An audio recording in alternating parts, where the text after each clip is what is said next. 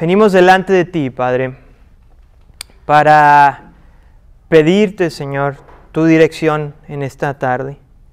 Gracias, mi Dios, porque en estos días, Señor, celebramos o somos recordados, Señor, de el nacimiento de Cristo Jesús. Te ruego, Señor, y te imploro que no seamos distraídos, Señor, por la diferente mercadotecnia, Señor, que en esta época, Señor, se maneja, o las diferentes distorsiones, Señor, que le han dado a la verdadera historia de la Navidad. Te pido, Señor, que a través de la Escritura, Señor, nuestros corazones puedan ser redirigidos en caso, Señor, de que estemos tentados, Señor, a celebrar estas fechas, Señor, de una manera totalmente diferente a lo que realmente significa. Unge, pues, Señor, mis labios y que tu palabra, Señor, sea honrada, Señor, al momento de estarla exponiendo. En el nombre de Cristo Jesús, Señor, oramos. Amén, Señor, y amén. Cuando hablamos de anuncios o de noticias que cambiaron el rumbo del mundo, seguramente muchos eventos se te puedan venir a tu mente. Curiosamente, si somos sinceros, los eventos más sobresalientes fácilmente se van a venir a aquellos quienes tú y yo fuimos testigos, o quizás causaron un efecto directo a nuestra vida. No es lo mismo hablar del impacto que tuvo las primeras televisiones cuando llegaron a los hogares. Quizás la gran mayoría de los que estamos aquí, cuando nacimos, ya había un aparato televisor en nuestra casa. Es por eso que no podemos sentir esa misma alegría o quizás emoción de recordar eso, pues muchos de nosotros simplemente lo vimos en los libros de historia. Pero sí, una gran mayoría de los que estamos aquí presenciamos las impactantes imágenes de septiembre 11, cuando las dos torres gemelas se estaban cayendo. Quizás algunos de nosotros podamos recordar y hacer memoria de dónde estábamos en el lugar, si lo vimos por televisión, si lo escuchamos por radio, o quizás alguien más nos estaba comentando. Definitivamente, cada generación ha sido impactada por alguna noticia que cambió el rumbo de naciones. Sin embargo, hoy en esta tarde, quiero compartirte de una noticia que a pesar del tiempo, sigue causando efecto en muchas personas cuando lo escuchan por primera vez. Y este es el anuncio del nacimiento del Salvador del mundo. Y es por eso que te voy a pedir que abras tu Biblia en el Evangelio de Lucas, capítulo 26, hasta el versículo 38.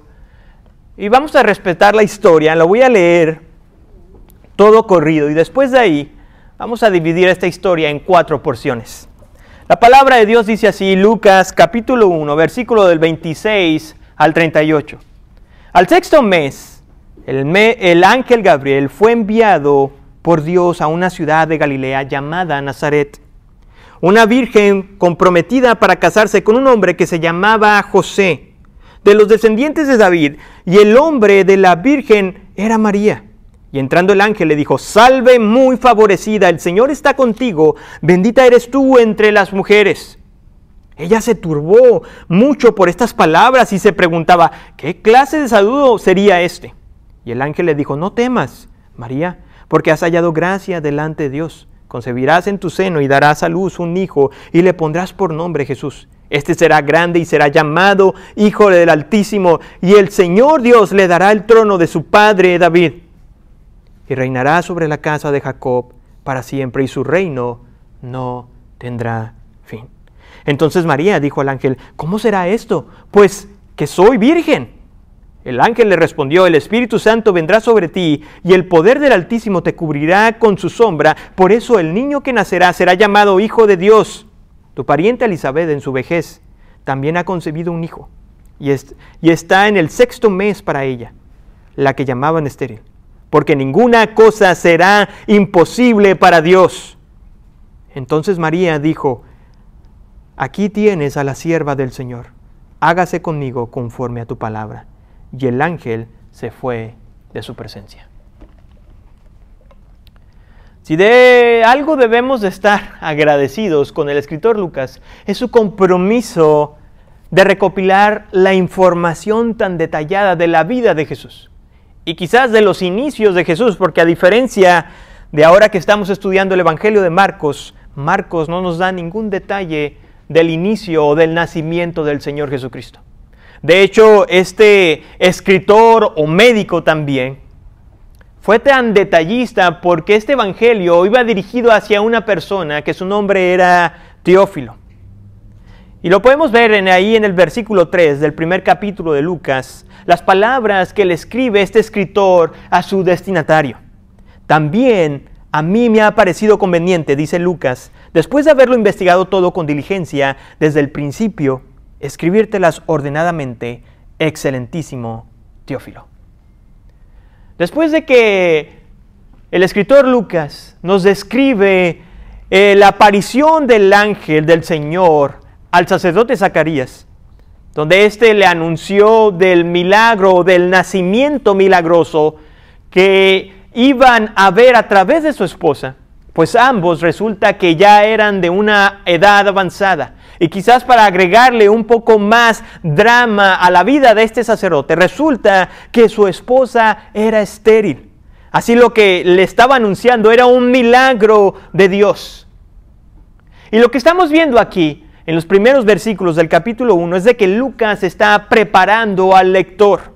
En este caso a Teófilo y en este caso a nosotros. Si la noticia de Juan el Bautista fue algo contra todo pronóstico, porque su madre era estéril, el nacimiento de Jesús fue algo totalmente extraordinario, incomprensible para la mente humana. Porque Dios se hizo carne y habitó en medio de los hombres.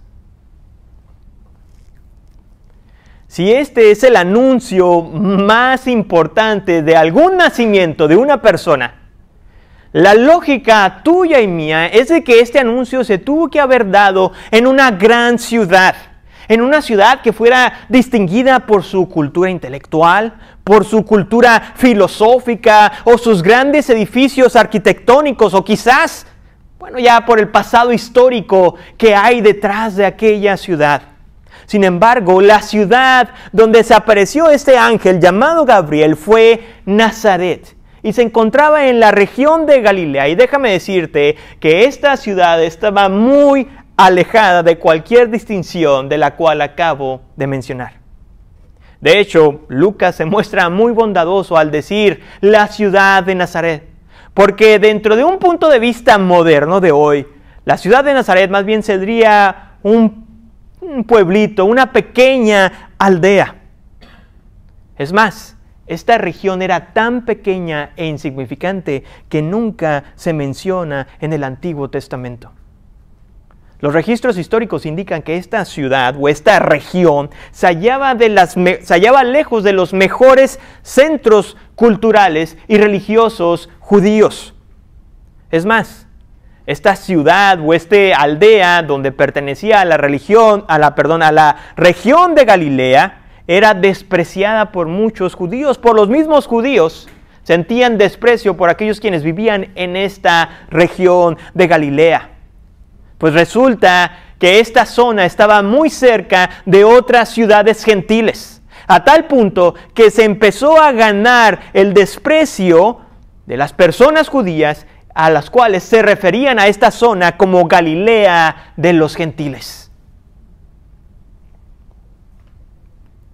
Pero permíteme decirte lo siguiente, que el hecho de que Dios intencionalmente haya decidido que su Hijo naciera en una región insignificante y no en una relevante ciudad como lo pudo haber sido Jerusalén en aquel tiempo, nos demuestra que Jesús es el Salvador del mundo y no de los ricos, de los poderosos o de alguna clase muy privilegiada.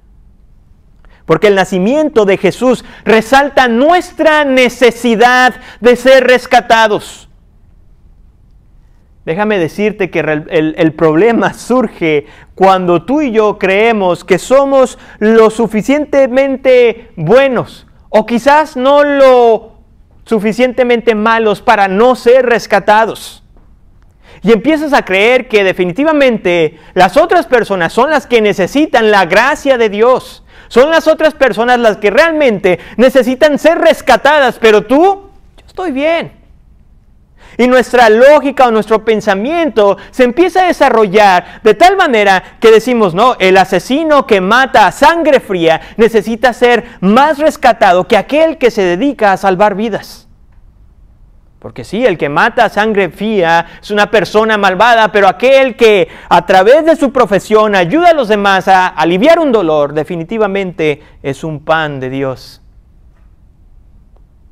Pero permíteme decirte que tanto como el asesino como aquel que se dedica a la medicina, ambos son tan pecadores delante de Dios y ambos necesitan ser rescatados por un Salvador.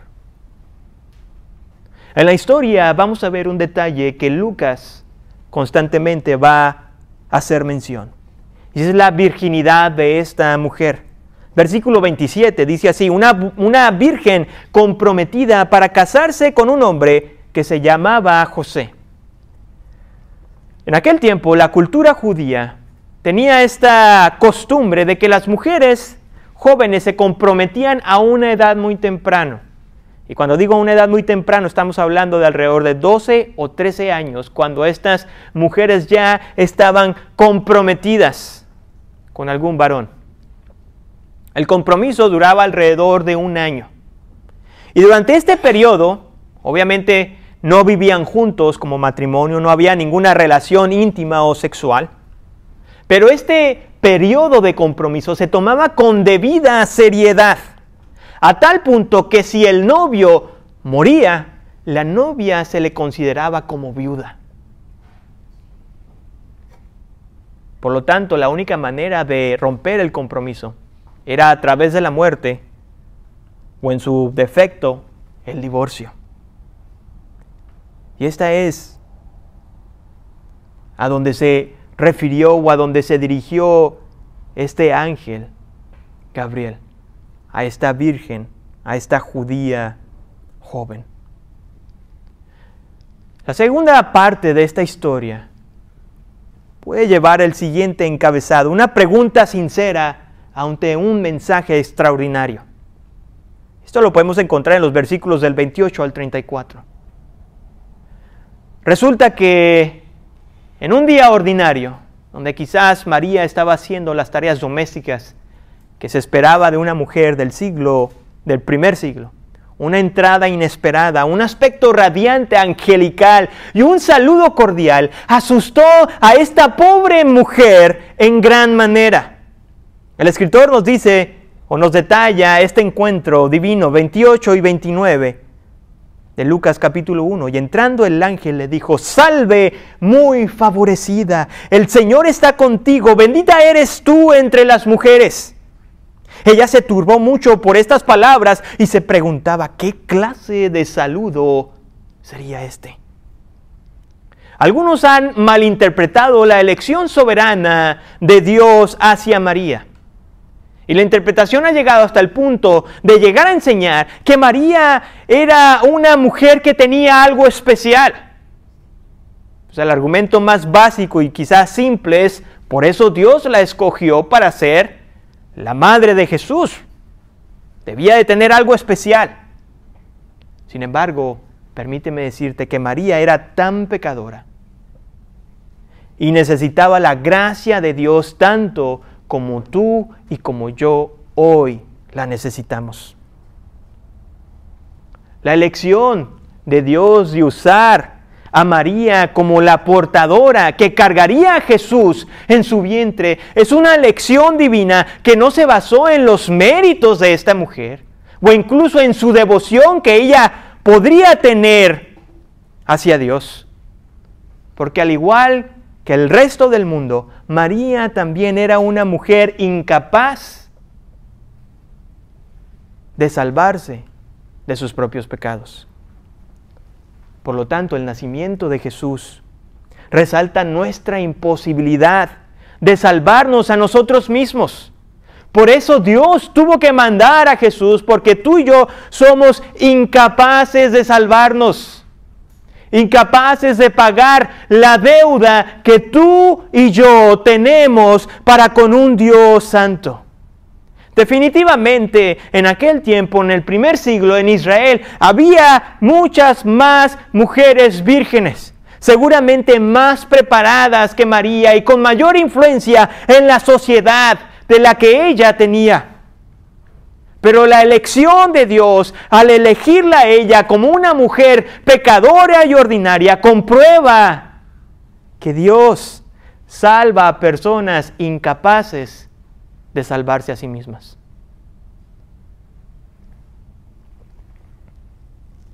Tengamos cuidado, porque la mayor arrogancia del hombre es llegar a creer que tú y yo tenemos un mejor plan de salvación para redimir nuestras propias almas ante el plan que Dios nos presenta a través de Cristo Jesús. La arrogancia de los hombres se disfraza de diferentes maneras, y son aquellos que con elegancia y con frases quizás como muy clichés son las siguientes: cuando tenga tiempo yo voy a buscar de Dios, o yo busco a Dios a mi manera. Pero es esta misma arrogancia que finalmente los lleva a una condenación eterna. Hermanos, no sé tú, pero hasta ahorita en mis casi 34 años de vida jamás he tenido un encuentro con un ángel. Y siendo sincero, espero nunca tenerlo, por lo que cada vez vemos en las Escrituras, o lo que nos detalla las Escrituras, es de que cada vez que había un encuentro como tal, las personas se quedaban anonadadas, tenían miedo, temor. Y es muy probable que las palpitaciones de aquella joven mujer estuvieran en todo su esplendor, estuvieran en su límite, ante majestuosa creación que le estaba hablando. Es por eso que aquel ángel Gabriel le dijo: no temas. Porque sabía, o a lo mejor podía ver, que su cuerpo estaba temblando. Y porque lo que le iba a anunciar le iba a causar un mayor asombro. Pero antes de continuar, déjame darte el contexto histórico de lo que estaba pasando aquí.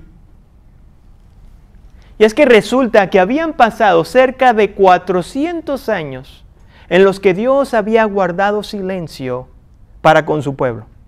Ninguna señal, ningún profeta hablaba más de parte de Dios, ningún milagro sobrenatural. Durante 400 años el pueblo no volvió a escuchar nada de parte de Dios. Así que, ¿qué podría ser más asombroso que la aparición de este ángel?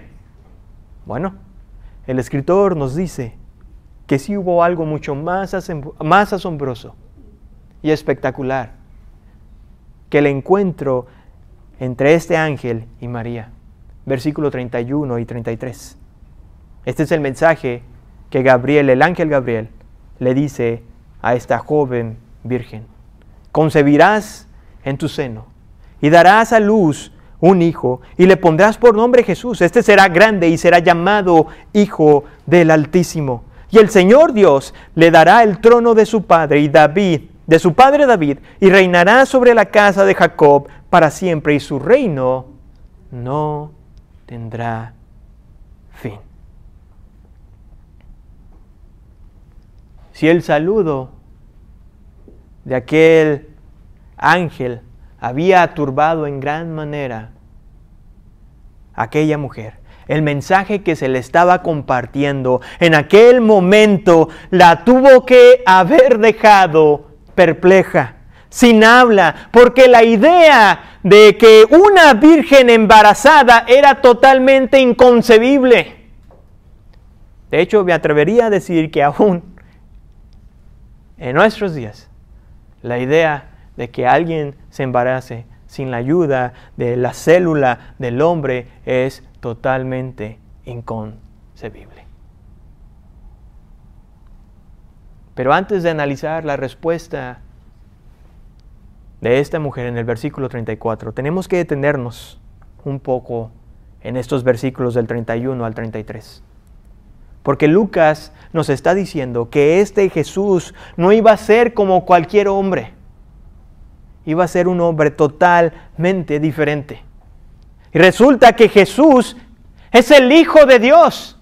Y no solamente es el Hijo de Dios, sino que es Dios mismo. Una de las cosas que me fascina de los cantos navideños es la atención que hay de los escritores de tratar de explicar humanamente lo que significaba la encarnación.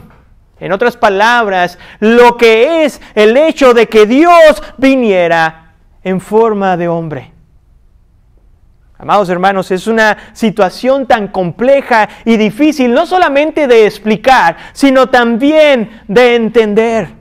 De cómo un ser, el creador del universo, el que creó todo, el que lo sostiene todo en la palma de su mano, vino en forma de hombre. Y es lo que el escritor Lucas nos está diciendo cuando Jesús es el Hijo de Dios. Una de las cosas que Lucas también hace referencia es de que, a diferencia de muchos hombres que trabajan toda una vida para ser considerados grandes, Jesús hombre, no Jesús divino, sino Jesús hombre, aún ni siquiera había nacido y ya era grande. Porque la grandeza es parte de la naturaleza de Jesús. Y Lucas prosiguió en esta descripción al decirnos que será llamado Hijo del Altísimo. Resulta que esta palabra Altísimo era un término que se utilizaba mucho en el Antiguo Testamento para referirse a Dios. Y el hecho de que el ángel dijera de que éste iba a ser el Hijo del Altísimo estaba señalando que Jesús era igual a Dios.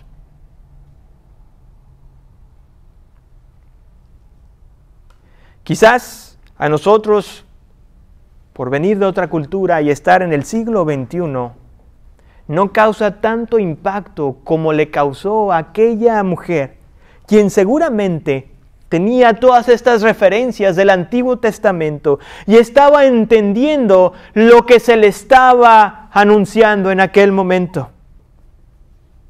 Pero el ángel no para aquí, sino que prosigue y nos dice que este Jesús iba a ser el heredero del rey David y reinaría sobre su pueblo y sobre las demás naciones, y finalmente termina diciéndonos que su reino no tendrá fin. Los ojos de aquella mujer debieron de haberse iluminado, porque estaba entendiendo que aquel Mesías, que de tanto se había profetizado, por fin se estaba cumpliendo. Y esto nos lleva a nuestro tercer encabezado en esta historia, y es una pregunta sincera. Una pregunta sincera. El mensaje extraordinario había dejado asombrada a María. El Mesías prometido por fin iba a venir. Sin embargo, la idea de que viniera a través de una mujer virgen lucía algo totalmente inconcebible. Así que esta pregunta sincera de María no se debe ver como la duda de aquel sacerdote llamado Zacarías cuando se le anunció que su esposa, la que se llamaba o la que se le decían estéril, iba a dar a luz, iba a tener un hijo. Porque el sacerdote dudó del poder de Dios. Zacarías dudó del poder de Dios y no debió de haber dudado. Porque él, siendo sacerdote y conocedor del Antiguo Testamento, debió de haber recordado que Elizabeth no era el primer caso de una mujer estéril. Sino, si ustedes se recuerdan, hay muchos más casos en el Antiguo Testamento donde se nos dicen que mujeres que sufrían de esterilidad, el Señor les concedió el regalo de la maternidad. Tal es el caso de Sara, quien fue bendecida con Isaac, o de Ana, quien dio a luz al profeta Samuel, o la mujer de Manoa, quien fue la madre del juez Samson. Todas y cada una de estas mujeres tienen algo en común, que todas estas quedaron embarazadas por la participación de sus respectivos esposos. Por lo tanto, la pregunta que María hace en el versículo 34, ¿cómo será esto? Puesto que soy virgen, simplemente reflejaba la idea inconcebible de que cómo iba a ser esto sin la participación de algún hombre. Como al mismo tiempo, esta misma pregunta magnifica el milagro que María iba a experimentar. Porque su embarazo, no iba a ser un embarazo ordinario o natural, sino que iba a ser un embarazo sobrenatural. Algunos podríamos decir, bueno, pues tenía una edad corta y le faltaba mucha experiencia, pero a pesar de su corta edad, María había entendido a la perfección que ella iba a quedar embarazada mientras que fuera virgen. Por lo tanto, la pregunta de María al ángel no se debe de ver como una pregunta que estaba llena de dudas, sino más bien era una pregunta que buscaba una explicación a algo que era humanamente imposible. El plan divino de no utilizar a un hombre en el embarazo sobrenatural de la joven María es simplemente un reflejo del plan de salvación para salvar a la humanidad. Te lo voy a volver a repetir. El plan divino de no haber utilizado un hombre en el embarazo sobrenatural de esta joven María es un reflejo del plan de salvación para salvar a los hombres, donde tantos hombres como mujeres tienen cero participación en la redención de sus almas, en la salvación, en el perdón de sus pecados. Porque así como el nacimiento de Jesús fue sobrenatural, así también la salvación de los hombres es sobrenatural. Porque Dios no espera que tú y yo arreglemos nuestras vidas para entonces sí salvarnos. Porque Dios no espera el permiso del individuo para entonces sí salvarlo. No. Dios es un Dios soberano. Y cuando Él quiere, Él salva y redime a la persona. No importa su pasado, su condición o incluso su disposición. La salvación del alma es un evento sobrenatural que el hombre, escúchame bien, no busca, no persigue y ni siquiera planea. La salvación del hombre es sobrenatural porque es Dios quien lo planeó, es Dios quien lo buscó y finalmente es Dios quien lo concretó a través de la vida, de la muerte y la resurrección del Señor Jesucristo. Y esto nos lleva a nuestro cuarto encabezado. Una actitud humilde ante la estrategia divina. Los versículos 35 y 38 los podemos ver. Esta pregunta sincera que esta mujer hizo a este ángel no se quedó sin respuesta. Al contrario, le explicó a aquel ángel el proceder del Señor para con ella. Versículo 35 dice así: El Espíritu Santo vendrá sobre ti, y el poder del Altísimo te cubrirá con su sombra, por lo cual también el santo ser que nacerá será llamado Hijo de Dios. Así como el Espíritu Santo anteriormente había participado o había formado parte de la creación del mundo, una vez más el Espíritu se volvía a poner o a ser ese agente de creación para ahora crear vida en el vientre de María. No solamente el embarazo fue extraordinario, lo que hacía diferente a Jesús, sino que también desde la concepción, este niño sería santo.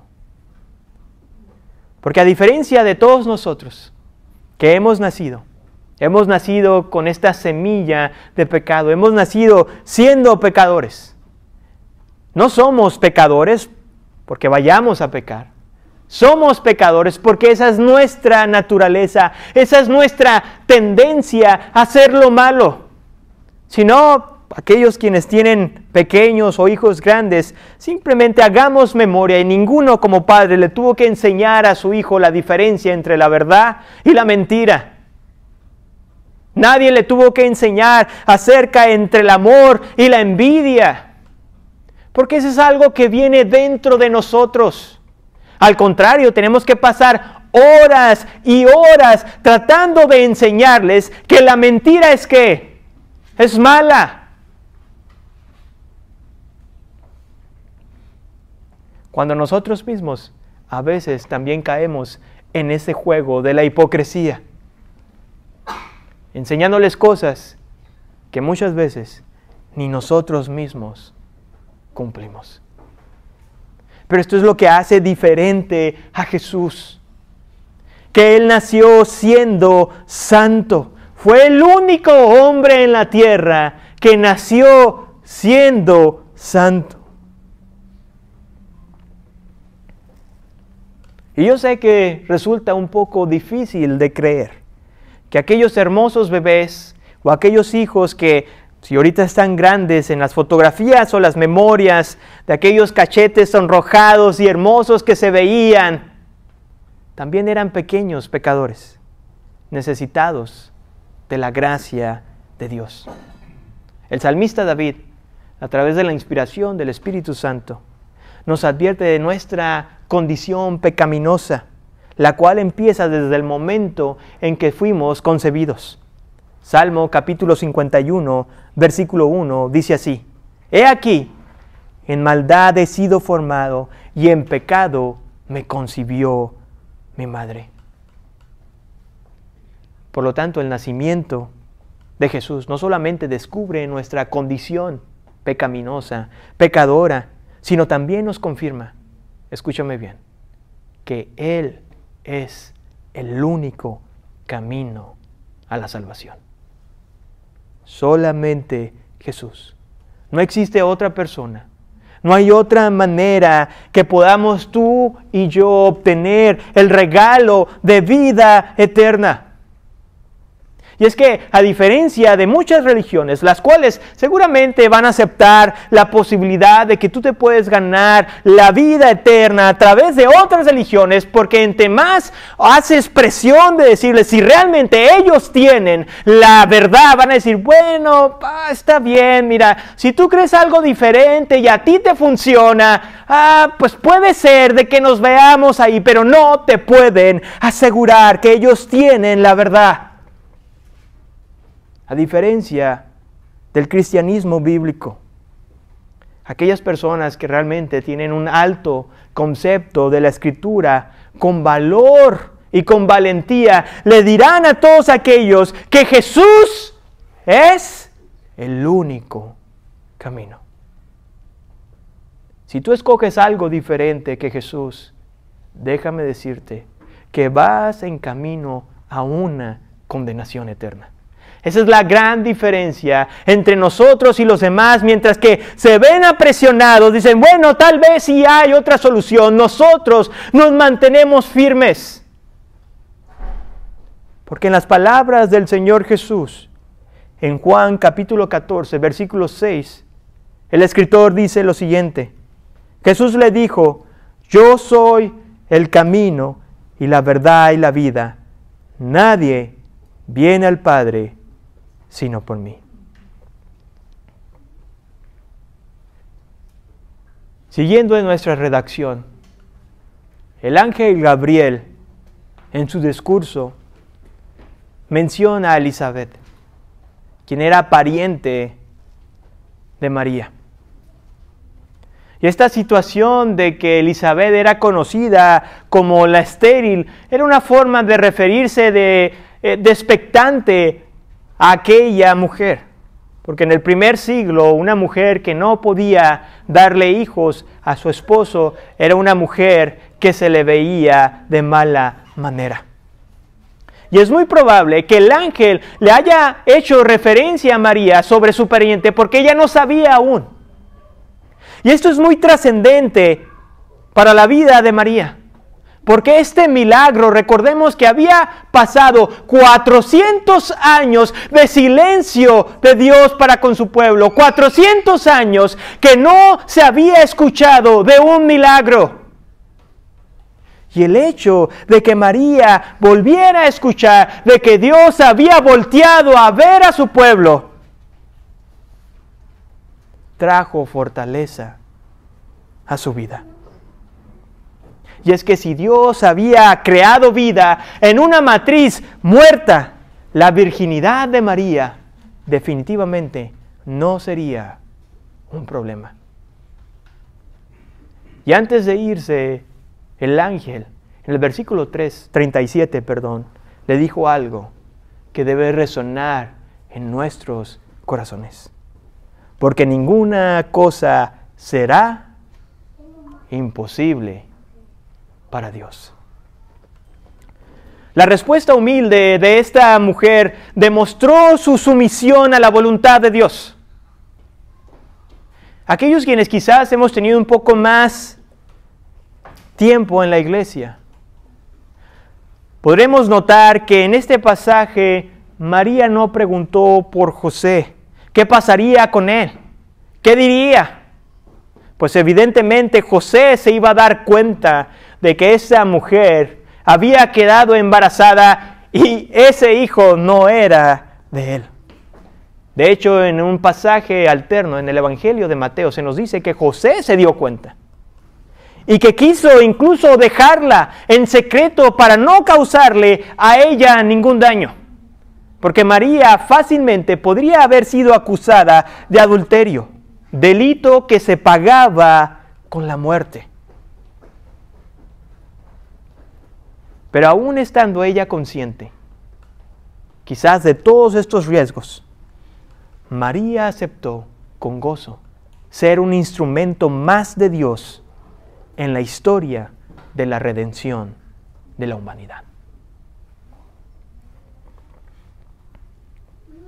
La actitud humilde y valiente de María se dio porque entendió que el Mesías la iba a rescatar de un peligro mucho mayor.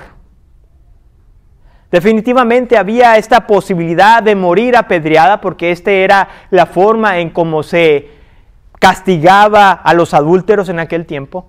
La posibilidad de ser señalada por adulterio o por la falta que cometió estaba ahí presente. Sin embargo, no impidieron a María a llevar a cabo la voluntad de Dios, porque entendió que iba a ser ella rescatada de un peligro mucho mayor. Si hoy yo te dijera en esta hora que hacer la voluntad de Dios es una cosa muy sencilla, sería un gran mentiroso. Porque el navegar en contra de la corriente y el negarte a ti mismo a diario son cosas difíciles de hacer. Pero al igual que María, escúchame bien, al igual que María entendió que este Salvador, este Mesías venía a rescatarla de un peligro mucho mayor, su disposición a obedecer la voluntad de Dios no se cuestionó.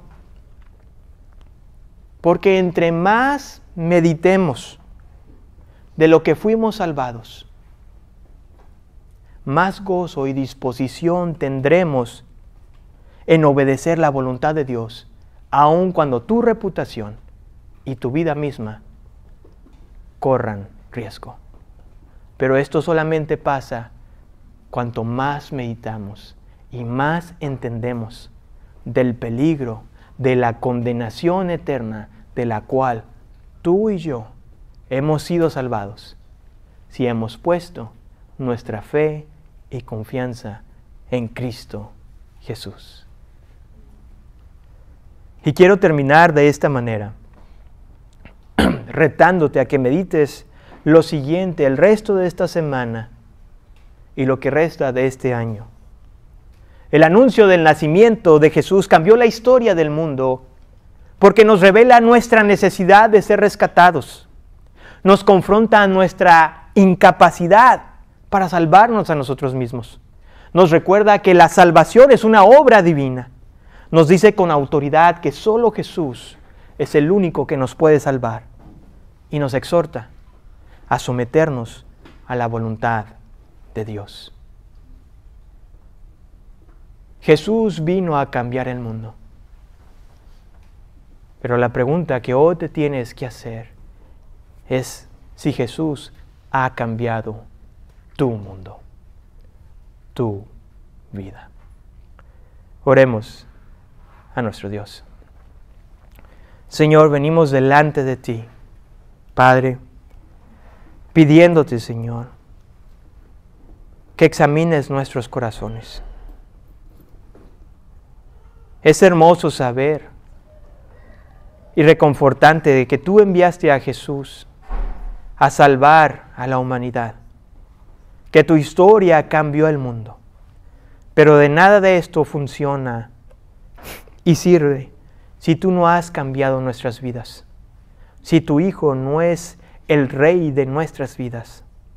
Mi Dios, que en esta tarde ya e inicio de semana, esta pregunta, si tú has cambiado nuestras vidas a través de Cristo Jesús, no nos deje en paz lo que resta de esta semana.